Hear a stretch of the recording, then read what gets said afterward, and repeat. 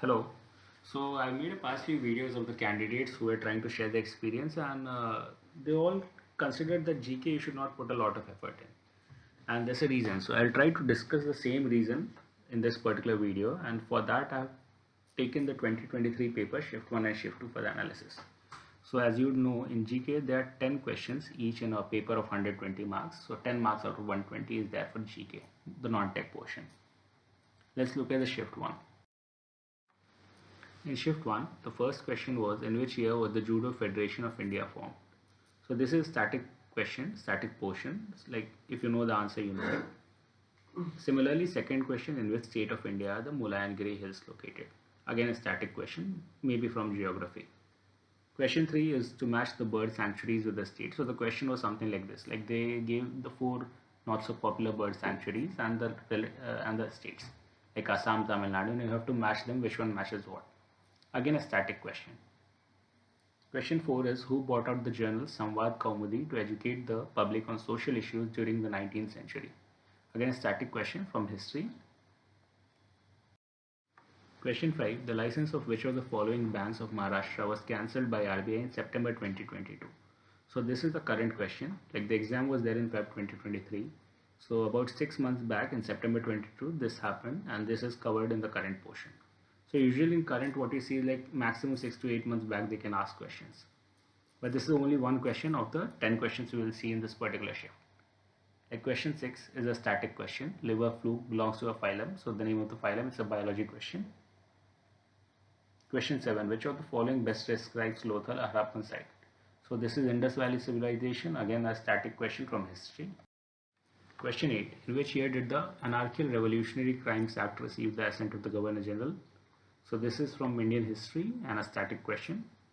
Question 9 is a static question. In which year was Sachin Tendulkar awarded the Bharat Ratna? So the answer is 2014. So way beyond from 2023. So again a static question.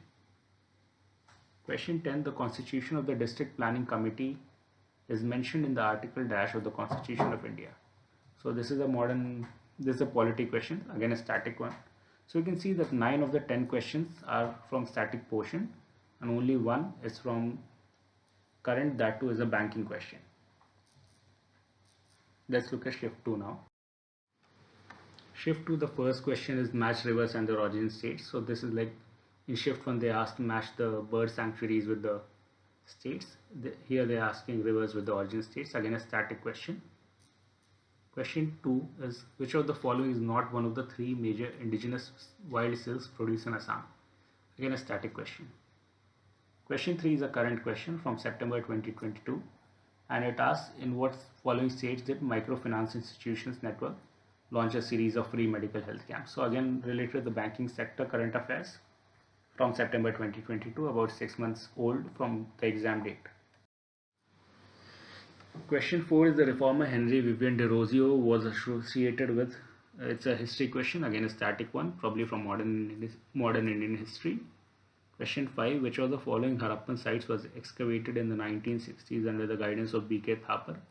The answer is Kalibanga, and this again is a static question. So you can see in shift 1 they asked about Lothal, again a Harappan site. In shift 2 they are asking similarly with a Harappan site. So they did focus on the history portion. They are trying to balance out both the shifts. Question 6, who is the awardee of Major Dhyan Chand Khel Ratna Award 2022? So this is the current question. So we've seen 2 current questions as of now, one with the microfinance institutions, the banking sector question of September 2022. Second is from the sports awards. Question 7, in which of the following leucoplasts store oils and fats? Again static question. Question 8 is also a static question. It asks about the year in which UGC Act came into force, somewhere around 1950s I'd say. Question 9 is a static question too. It asks you to identify the cnidarian that is correctly matched with its common name. So Portuguese man of war is Phacelia. Again a static question. Question 10 is a static question too, and it tries to balance out one of the static questions in the shift 1. So in shift 1 you were asked about the particular article which dealt with a particular thing. Over here too it is asking article 148 of the Constitution of India, guides towards the appointment of dash. So the answer is CAG. So we can see that in shift 2 of the 10 questions, 2 were from current portion, 1 from banking, 1 from sports awards, and 8 were from static portion. So we can put the overall analysis of 2023 paper in this way, that of the 10 questions asked in shift 1, 9 were from static, and in shift 2, 8 were from static. So overall of the 20 questions, 17 were from static, and of the 3 from current, 2 pertain to finance and banking sector, while 1 question was from the sports awards. So what should the candidate do?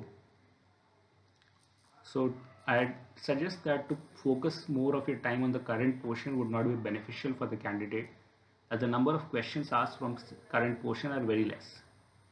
So if you really want to put in all the effort, I'd suggest that you put more effort in your technical section and even in quant and reasoning section, like aptitude section, because you stand a higher chance to score better if you focus more effort on it. And for the GK portion, I'd recommend that go through the static portion, but put more effort in the static portion. And some of the books I could recommend for static is, for static GK, Lucent comes out with a very good GK publication. The books are available online as well. Also, some of the SSC institutes do put out, I think, their static GK compilations. So that should help you.